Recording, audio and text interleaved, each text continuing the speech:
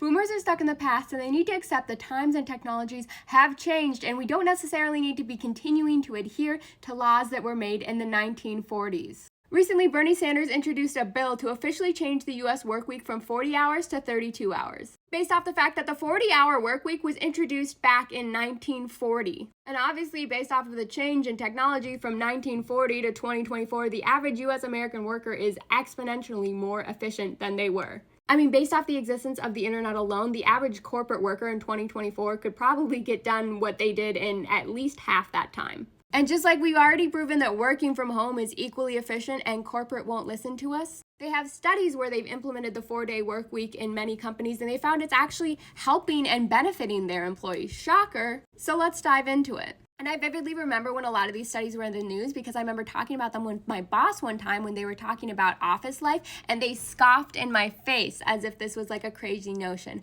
I did later quit that company. It was a nightmare. So obviously the bill proposes that it changes the work week from 40 hours to 32 hours, and it wouldn't affect the workers' pay or benefits at all. It pretty much just means you would get a 3-day weekend every week. And I've heard of a lot of companies who have already done this unofficially and it's gone well, but back in 2022, they enlisted 61 companies to join an official study where they implement the 4-day work week. And the results were phenomenal. 71% of the almost 3,000 workers said they were less burned out, and nearly half reported being way more satisfied with their jobs. Employees were happier, retention rates were better, which in the long run cost the companies less money. And almost every single company that participated didn't see a drop in productivity at all. But here's the interesting part. 92% of participating companies confirmed that they were going to continue with the policy after the program ended. That means only 4% of the companies decided to go back to the 5-day work week for whatever reason.